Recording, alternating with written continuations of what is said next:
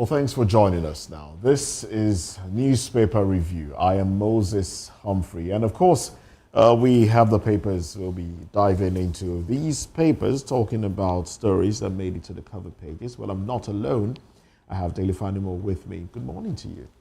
Good morning once again. Once again. Well, let's dive into it. We have a few dailies in front of us, and then we have some online. But let's start off with what we have on our table this morning. Buhari farewell. Obi Atiku defends absence as Lukman flags shift in endorsement. Tinubu showers praises to lead Buhari's tributes at FEC meeting today.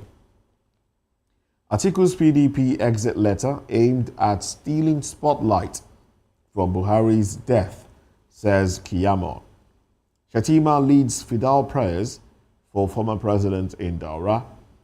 Chinese President Xi sends condolence message to Tinubu. And of course, Anyonku Obasanjo differ on new constitution. Alleged 6.9 billion naira fraud. Court acquits, discharges Fayose of money laundering.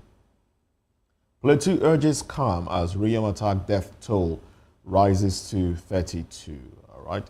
And some of the headlines here. Oshun residents raise concern over Dele Kyari face-off. FG blames rising cases of cardiovascular disease on high sodium intake. CPPE advocates trade policy instruments to further ease inflation. Party leaders unfazed as Atiku dumps PDP the third time. Huriwa, DSS ex-director, dismissed Turkish envoy's alarm as political. Well, let's focus on the banner headline, as it were. Obi Atiku defend absence as Lukman flags shift in endorsement. And let's tie this one to the banner headline in the Punch newspaper as well. The banner headline on the cover page of the Punch says, 2027 tensions. Buhari's CPC bloc may dump APC. Some CPC chieftains likely to quit, but APC remains unshaken. That's according to Shitu. Now, you see, the point is, even in ADC today, the dominant elements in ADC today are offshoots of CPC. And that's why even the death of Momodu Buhari will probably have some effect on the strength of these CPC elements. Also, in APC, they are still there. And the whole idea is they are trying to strengthen the dominance of the North in ADC, in anticipation of grabbing power. It's apparent now that they are not willing to wait till 2031 when it should be their turn. And so, whatever it is, when it should be their turn. When it should be their turn. It should be 2031. Even if you want to say Tinubu should leave office, then the right thing to do was to field another Southern candidate. It wasn't written anywhere, but then it has come to stay, sort of, And I remember that there was no visible, strong opposition against Buhari in the second term, even when everybody saw that he didn't perform optimally to the expectation of Nigerians, given the mandate he was given on the basis of integrity and his military background to help us rout the non-state actors that are giving us problems in Nigeria. So, but all of that didn't happen. But there was no strident opposition against him. The same thing they did to Jonathan in 2014 is what they are planning against a president that is from the South today. And it's left to be seen how formidable they are likely to be this time around, to the extent of routing Tinubu out of office. And you see, my worry is the southern elements in this coalition are being eroded and being promised what they are in, what they will not get, not they may, they would not get, because they know that the whole idea is return power to the north.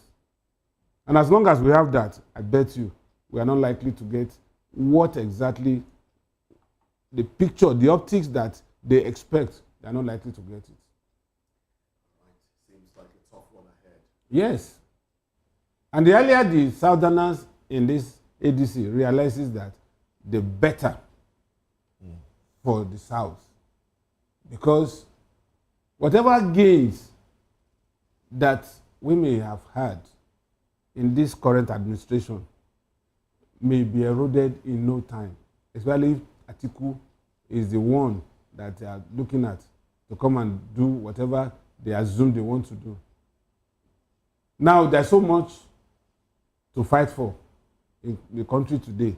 We may have some problems on insecurity, hunger, poverty. We have a lot of problems, not some, but we do. We do have a lot in that regard. At the long run, I still see a better Nigeria in the next 2 years, given all the policies initiated by the government and the way they are pursuing it. If we are able to get a rejig of the constitution before the end of this administration's tenure, and particularly on the issue of resource control, which is being pushed using the regional development commissions. Yes. At least there will be frenzy and there will be competition, healthy competition among the states, you know, and contenders. And then you begin to see real governance, because you know that it is what you get that determines your leverage. All right. You know. All right. And then if there is local government autonomy too, why not? We would have a better way of governing the grassroots, because today local government chairmen and councillors are just appendages of the state. The leverage of a local government chairman is determined by his closeness to a governor in any state. And that's why it is very easy for them to manipulate local government election. It is a predictable phenomenon now that any governor in any state determines the trajectory of a local government election, because it's like rubber stamping them.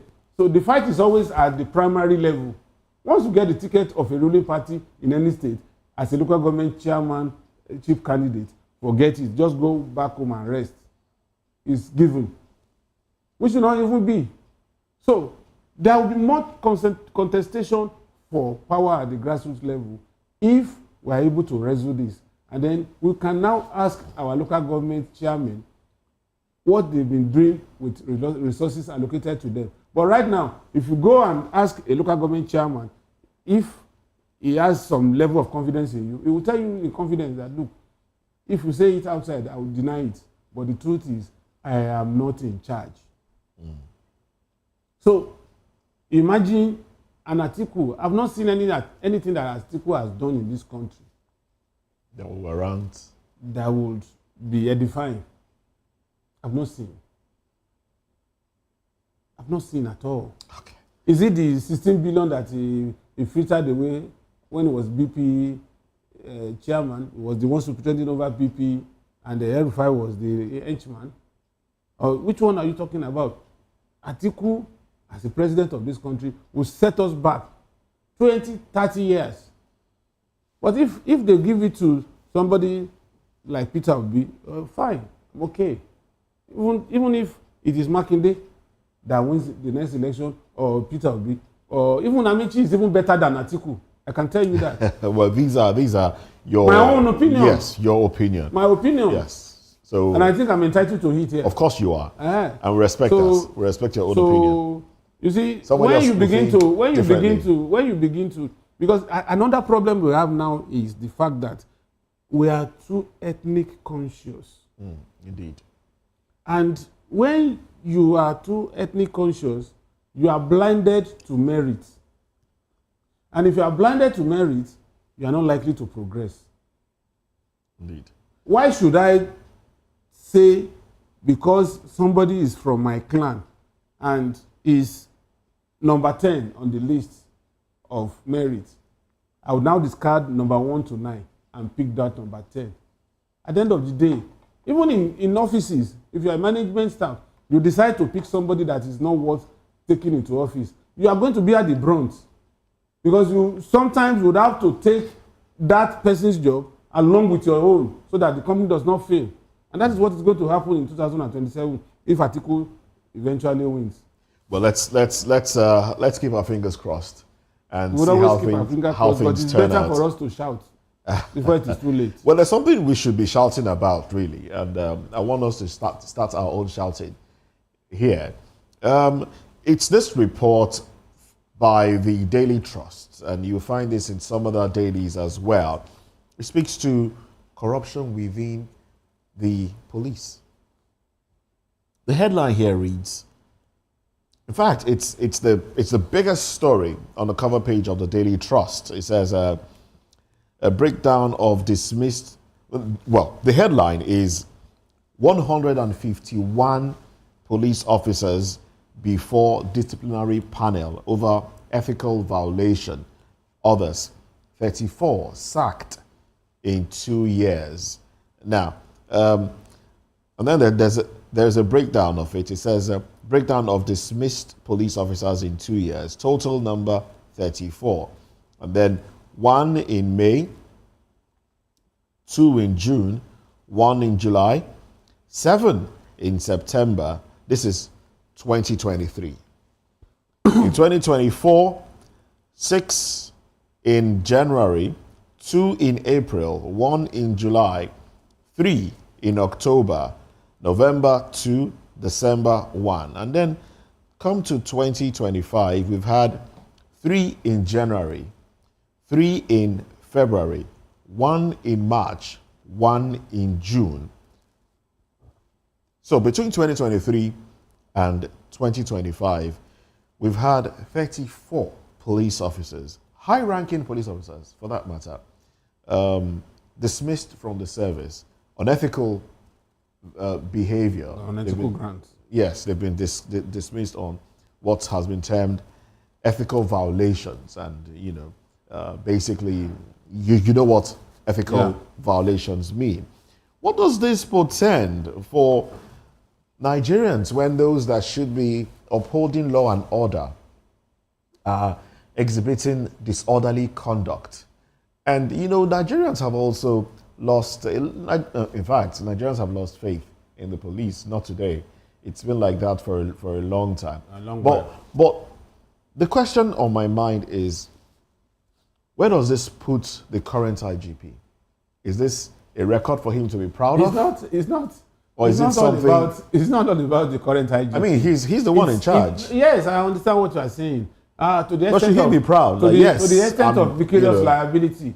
Yes, he inherited the rot, and he couldn't put a brake, couldn't apply the brakes. That's unfortunate. Or is this witch hunting? No. Look, the police is very, very circumspect in dealing with their men.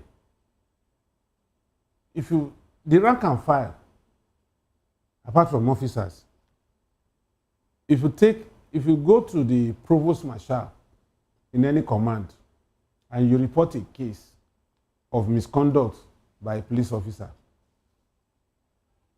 if you interrogate it very well, what runs in the mind of the provost marshal? Provost marshals are the police within the police. So it will tell you that if at the rate these people commit infractions, we dismiss them, we will be populating the robbery gangs in Nigeria. That some that are not too bad, that we manage to keep them and then try to rehabilitate them. Is that bad? You see, one thing I always say is that charity begins at home. this problem starts from the point of recruitment. What were the checks put in place to ensure that young men and women of questionable characters don't find their way into the force? Indeed. Because a leopard will not change his spots. Somebody who is a vagabond, who is a known thug, who is a known criminal in the neighborhood, will just disappear. And in less than 6 months or 6 months, is back in the hood, adorning Nigerian police uniform, licensed to carry a gun. Mm. And you expect that person what do you expect that person? Law and order. That is the point. So it starts from there. No thorough fingerprint analysis to detect ex-convicts. People go into the prison without proper biometrics. But in other crimes, the moment you have ordinary traffic offense, it will be documented against you. So if you are just arriving in New York, London Heathrow Airport, or anywhere, they will just punch your name. Your biometrics will show. But here in Nigeria, nothing is showing. For instance, I expected that by now there should be convergence of biometric data, such that if you want to go for passport renewal, you don't need to go back again. Start getting your data. Everything is there. Put your data out there again. Then, if you want to go to Nigerian, NIMC, to get your NIN, you don't have to repeat the same thing again. And then when you want to get your driver's license, you still go through the same process again, as if there is no coordinated database. Through that, a lot of these criminals in uniform, if it was properly documented, will not find their way into the police force. Now, they are now in the police force by default. Go to the various police colleges. The modules have just been slightly modified. How can you say you want to train an adult for intelligence-driven, not brute force-driven, in the 50s, in the 60s, and the 70s? And you are telling them to bring cutlass, hoe, and broom, and searchlight. To do what?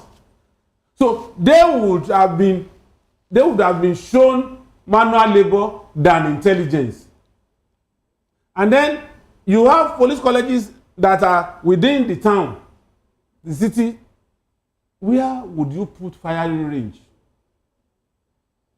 So technically, somebody who is supposed to, unlike in the army or in the military as a whole, the moment you get to military depot in Zaria, the first thing they will tell you is that your gun is your wife. And if you're a woman, your gun is your husband. So how much you cherish your wife or your husband, you should even cherish your gun. That's why you will never see a soldier dropping his gun and taking just 2 steps away. He knows the consequence. Because if a criminal snatches a soldier, the best bet is just disappear. Don't even appear. Because it's sacrilegious. But here you have people who probably will not even go to shooting range more than 2 times in the 6 months of their training.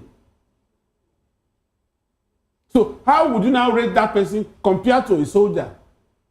And that's why when that incident happened in Ibadan, that guy said, shot one schoolboy that was going for his exams, I was not bothered because I knew what must have happened. Ask that person, since he left police college, if he had gone back for further training, it's not likely. So now you can see the step by step. So basically, the rot implication of all this. The rot, it's deep there. Deep. But Nigerians are the ones bearing the brunt of it. Let me tell you, when you are in the police college, you are supposed to be paid stipends. Most times, these recruits don't get these stipends. If the nurse is too much, maybe they get the last 3 months. And out of the last 3 months, they will have to buy their uniform. The uniform that was provided by government, they buy, including layard, including whistle, including shoes, even button. And that's why some of them that cannot afford the proper uniform, they go out to the open market to go and buy something close to the uniform. Shoes. Go to any checkpoint. You can't see identical shoes on the feet of our policemen. Because they have to buy. Now, somebody that you have already indoctrinated into corruption while in college, is it when he's out of the college that you want to stop him from being corrupt? Because he knows where these monies go to, and he cannot question them. So the first thing he will do as soon as he leaves college is to make sure that he recoups what he had done. And then the last one, for you to go to lucrative, in quotes, beats in the force, you must pay your way through. So somebody, it's just like politician who came to your hood and gave you 20,000. You think it's a Father Christmas? He knows that you get 20 million in place of the 20,000 naira he gave you for vote for him. It's the same thing with the police. If I have to go to monitoring unit, or I have to go to state CID, or I have to go to EFCC, and I pay my way through, sometimes 100,000, or sometimes even going to up to 1 million, or I want to go to mobile force as commander, squadron commander, I have to pay 2 million naira. Then, where would that 2 million naira come from? Is it not from bribe? So, now, a retired police commissioner, former Lagos State Police Commissioner, came on here sometimes last month, and he was honest enough to tell us that an area commander gets 30,000 naira every 3 months for the upkeep of the station. What will 30,000 naira do? 30,000 naira cannot even fuel one e-loss to run for 1 day. Yet, these patrol vehicles must be on the road. Now, I was even going to ask you this question. I saw something somewhere. I was driving past the police station some time back, and recently, actually, last month, and you know there were cars parked on the street. It was difficult to drive through because the cars were so much that they were parked on both sides. And I asked what was wrong, what was going on, if there was a problem. And somebody said, no, they are doing a party. I'm like, okay. Could they be doing a party close to a police station? Why would anybody want to do a party close to a police station? And then I drove. When I got close to the point, I realized the party was happening inside the police station. Can you imagine? Inside the police station, the compound. There were canopies there. And people came there to attend parties. And I started asking myself, when has it gone? If criminals now breach that station, how would the DPO explain it? That's the point we are making. Isn't that an anomaly? Of course. A party on a Saturday afternoon inside the police station. Inside the police station. That is what you get today. That's what you get today. So, you see, because of all these steps that I've mentioned, you can't stop corruption in the force. The ones that, you know, in this time and age of social media, the police is now a little bit careful in dealing with civilians. You know, you can mount a pen recorder. You can mount Google glasses. You can even mount a button that is camera. You know, and so they are wary of certain things they usually do then now. But in all of this, the ones on the road are also under pressure because to make returns. Because if you don't make returns, you are not likely to return to that beat next week.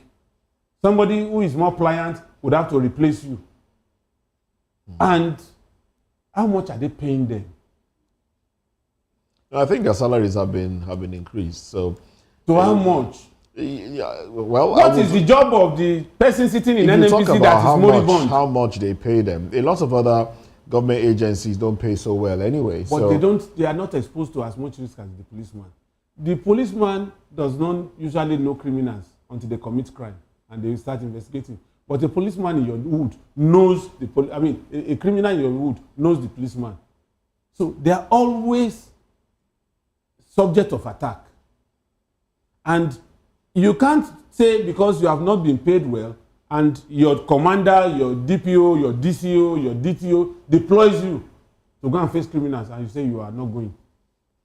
So for me, the salary is still not too good.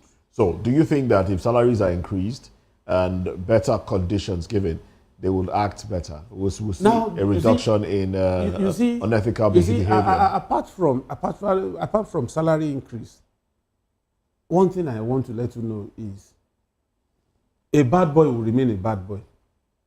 And I always say it, that the ones I dread most are sergeants and inspectors now. Maybe some of them, a few of them would have gone up the ladder to become ASP 1. You know, these were the recruits of 2002, 2003 during Obasanjo's regime.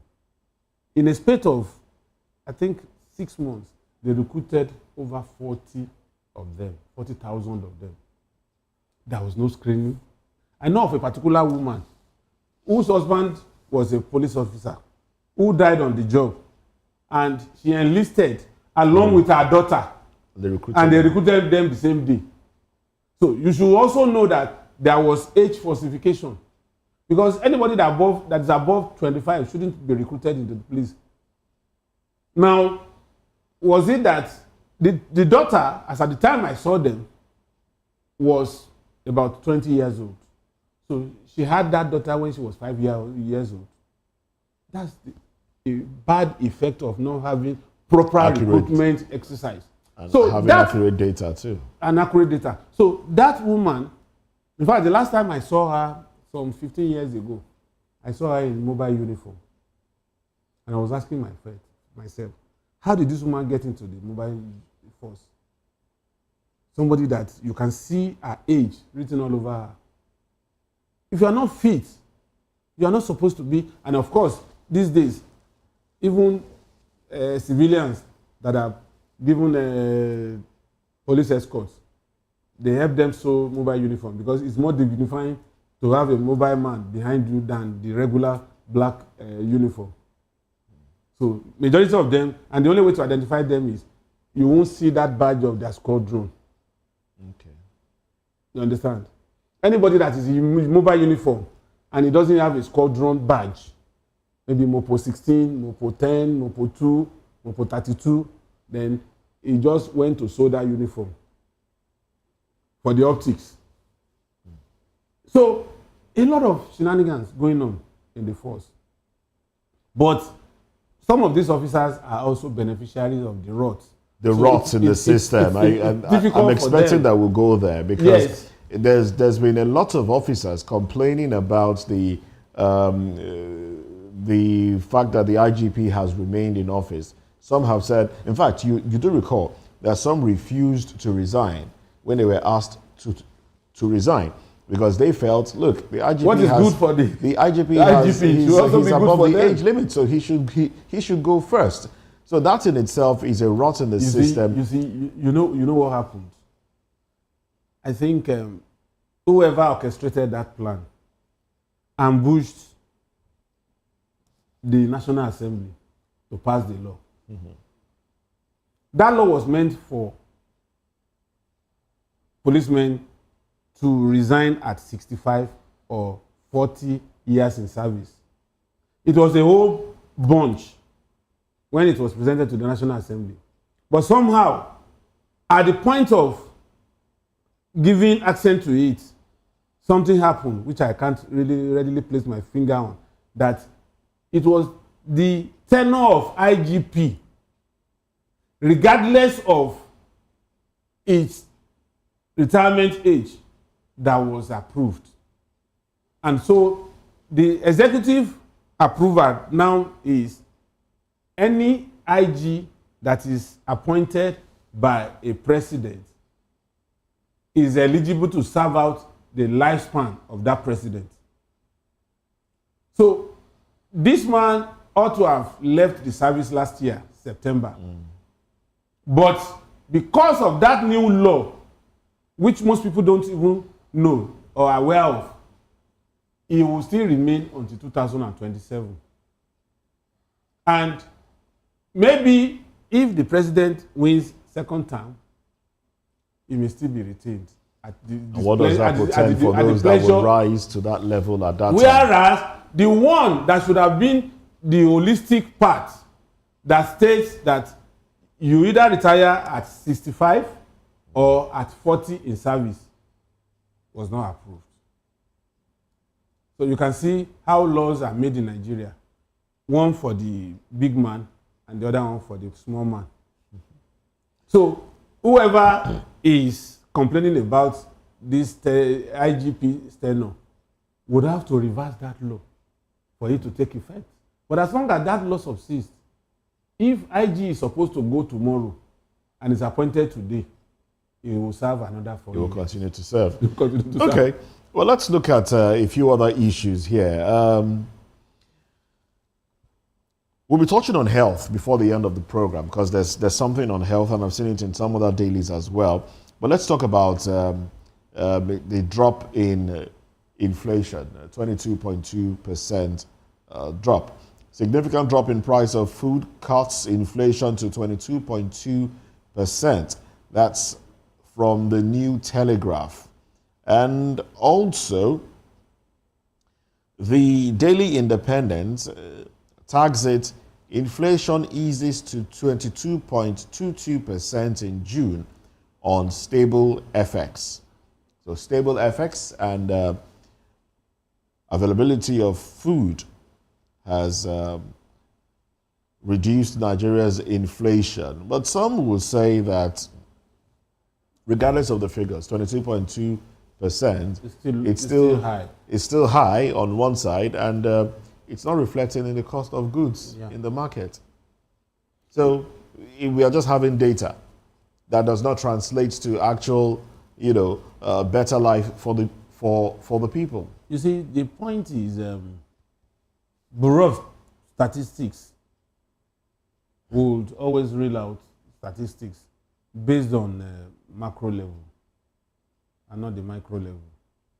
And so, if there is no connect between the macro and the micro, then that's when we have problems as the masses of this country. For me, if inflation would have to reflect what MBS is projecting, then by now we should be talking about a bag of rice selling for as low as maybe 30,000 naira. Because I recall that sometime last month, it was hovering between 53 and 57. Today it's about 83, 85. It has jumped up again. So when you look at that as a barometer gauge, then it makes nonsense of what MBC is reeling out. Because inflation is when you have fewer goods with more money chasing it.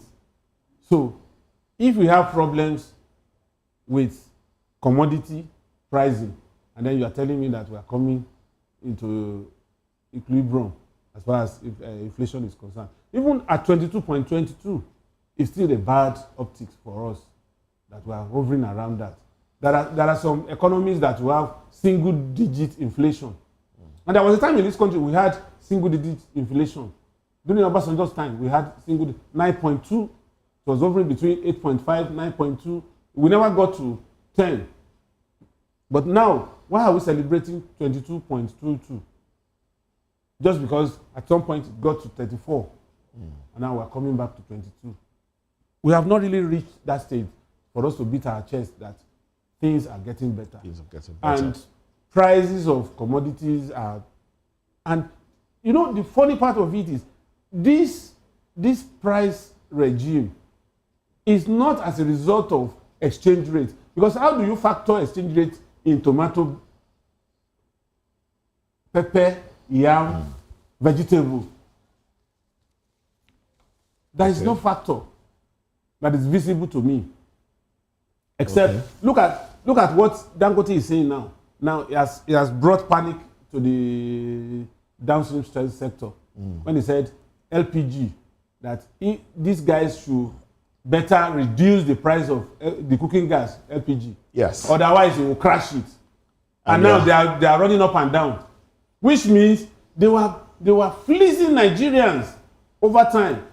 I still bought cooking gas, I think Friday or Saturday. 16,000. How much? I think I bought it for 14,000 something. Oh, okay. But it's over, it's over 1,000 per kg. It used to be 16,000 for that 12.5 No, kg. there was a time in less than 3 years that we were buying for maybe 3.5, 3.6. And then suddenly we are now buying for 16. So effectively, it has priced cooking gas out of the reach of the common man. We're talking about inflation, and coming down, and FX, the stability of the FX. It's interesting that the headline on the cover page of the Punch points to something I think should be of concern to us. Because, as the Daily Independent says, inflation eases to 22.22% in June on stable FX, foreign exchange. CBN, from the Punch, CBN injects $4.1 billion to defend Naira as reserves decline. I would like your reaction to that. But let's see if I can go a little deeper into that story. It's on page 17 of the paper. Yes, it's there. It says, Apex Bank's support for Naira soared by 215% in H1. So here is just a little bit of insight into the story. Now, the Central Bank of Nigeria injected a total of $4.1 billion into the foreign exchange market in the first half of 2025, a move aimed at stabilizing the Naira and easing liquidity pressure in the currency market. Now, this figure, which is more than 3 times the $1.3 billion recorded during the same period in 2024, was contained in the latest CSL Stockbrokers H2 2025 Outlook report. And according to an analysis of data from the report, there was a 215% increase. Now, CSL Stockbrokers Limited is a member of FCMB Group. But now this paper is saying that they observed that Nigeria's gross external reserves fell by $3.67 billion in the first half of 2025, based on data obtained from the Central Bank of Nigeria. All right. So $4.1 billion injected into the system. What do you make of this? All of this to defend the Naira as Nigeria's reserves decline. Is this actual, if you want to relate this now to the, the decline in inflation, is this something to celebrate, seeing that we are basically shoring things up with $4.1 billion, you see, and they're attributing it to stability in the FX? You see, it's not out of place to stabilize currency against foreign currency, especially when it's creating hyperinflation. And that is the more reason why we needed a robust foreign reserve. The foreign reserve of this country was depleted to as low as $3-something billion when this administration came. As at now, the last figure I had was it has increased to about 23 or 24 billion dollars. And there's no way, you see, in fighting inflation, you need to shore up your base. And that is exactly what they are doing. But the amount that is pushed out, without necessarily putting pressure on the Naira by printing more money, will determine the stability of the currency. And what I refer to disco dance of the Naira, when it was a dual exchange rate, has given way to one single rate. You understand? And so you can trace the trajectory of the naira against the dollar, unlike before, that you go to black market, you get it for 1,000 naira, and then when you come to the official rate, you get at 400 naira, and a lot of people are feasting on it. But I know that over time, with the stability that is being brought into it, a lot of things would take shape, such that we would have a way of gauging how far our economy is. Because there was no indices for us to track the downfall or the rise of the economy at some point in time. We are busy printing money. In fact, Emefiele printed under Buhari at some point over 20 trillion naira without anything to back it up. And so maybe if we continue, we might see some improvement for the end of the year. Okay.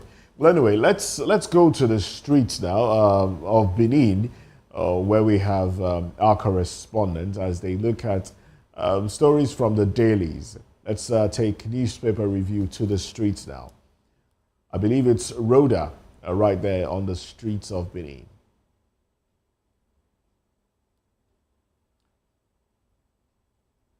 I'm Brother Johnny reporting for Voice of the People. This morning we are at newspaper stand in Benin City.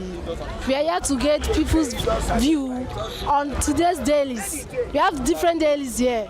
We have the Tribune, there's the Punch, and also the Vanguard. And one of the major discussion here is on Atiku resigning for PDP. So let's find out what's the reaction of the audience, the readers here, what they have to say concerning this. Let him resign. He's an elderly statesman.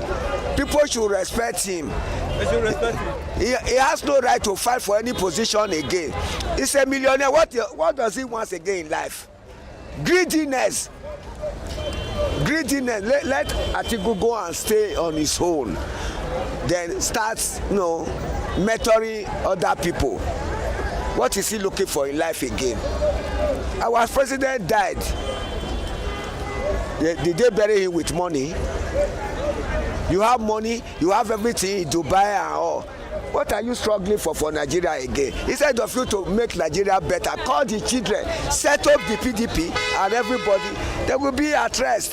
For my own belief, is he going to have the ticket of ADC? Because I don't see anyone contesting that ticket with him. But if I may say, Atiku is just wasting his time. I think if I happen to be Atiku, I should be advising others or being support for someone to go for the ticket and try his luck to be the president, not for him trying for shushing again. No, this one no be Obi. This one I waiting. David don't mind. David don't mind. Look at the picture. No be that man. No be Obi. Atiku. This one David don't mind. This one no be Obi now. No, be this that. Because no be Obi that. They do all the kind of argument. This one no be that. This one with this one is it this one? That corner where yesterday when they show him. Wait. Oh, be that. Wait. The personal opinion. Now you can enter any party he likes. But it's not good. It's not good for Nigeria politics. Because Atiku started with the PDP first. He's supposed to stay there. End it. Finish it. But now he has any party that comes out, he jump in. He wants to go there and scatter the ADC. Not that he wants to repair. He wants to scatter the APG. That's the problem for Nigeria. From the viewpoint this morning at the newspaper stand, some persons are saying that Peter Obi did not attend the late president's burial, but from the dailies from Vanguard, it's included that he was at the burial ground. They talked about Atiku resigning, exiting from PDP. They said it's a good move that he resigned. He should be a godfather to people right now, teaching them how to play parties rather than going for another tenure. That is a good move. This is Voice of the People TV, and I'm Brother Johnny. And now hand over to my colleagues in the studio.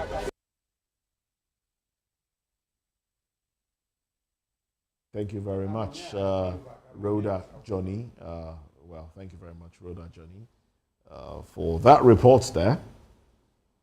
Well, let's get back to some other headlines now from the dailies. FG blames rising cases of cardiovascular diseases on high sodium intake. Now, this report, I would like for us to wrap up with this one. Says Nigerians consume twice WHO recommendations of sodium, salt, basically. Well, the federal government has attributed the surge in non-communicable diseases in the country to high sodium consumption, emphasizing the need for Nigerians to reduce their sodium intake level. And the Federal Ministry of Health observed that excessive sodium intake had led to an increase in hypertension, a major risk factor for stroke and other cardiovascular diseases. And they noted that government had developed the national guidelines for sodium reduction as a way to reduce sodium consumption. Now, some people say these things are, pushed out there from, the seasoning that we use. There's no regulation as to how much should be in the seasoning, but people want to use them. So you use seasoning. The regulation is according to the woman or man cooking.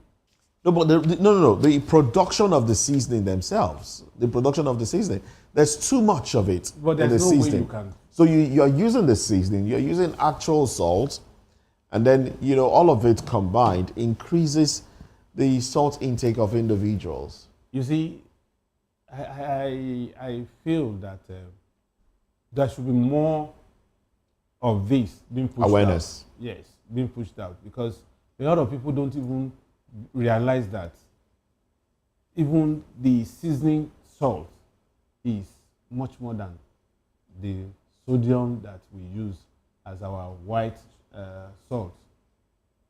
Because one, they are compressed, they are a little bit solid and congealed, so you will not know the level. For instance, if you take a spoon of salt, teaspoon of salt, You know what you've taken. you know what you are taking. Like you're taking a cube. Than when you are taking a cube, which You don't know may it, be and it's higher not written. in sodium. It's not written there. Yes, which may be higher in sodium than that teaspoon. So now the implication is we have a problem in this part of the world. Anything that does not kill us immediately, we attribute it to something else. For some of these things to begin to manifest, it could take 15 years, 20 years of consistent abuse. At the end of the day, it's difficult to trace it back. You see some people using amlodipine and some other. Well, we'll rather not mention brands. Sorry for brands. mentioning Thank you it. very much, please. Yeah. Other these other Hypertensive drugs. hypertensive. But yet, as they are taking this drug in the morning, they are putting Shockwave to top it. Let's not forget that we have a lot of fake drugs in circulation as well, especially that's another matter. Hypertensive drugs. That's another matter for another day. But I can tell you that you use drug in the morning. Before you go, you take every dose of coffee. When you get to the nearest point, you take Shockwave, and then in the evening you go and drink plenty of whiskey, and then you are still using that. So it's just like you are taking one step forward and 3 steps backwards. Well, anyway, this will be a good place to anchor the conversation. So do take care of your health. If you are to stay away from things. Now, hypertension affects. There's no age barrier to it now. It could affect people younger. It could affect under 30s. In fact, 20-year-olds now are coming down with hypertension, and it's largely due to lifestyle choices. Oh well, I must say a very big thank you to you, Dele, for staying with us on the program. Well, that's it on Newspaper Review. I'm Moses Humphrey. God willing, I'll see you next time. Bye for now.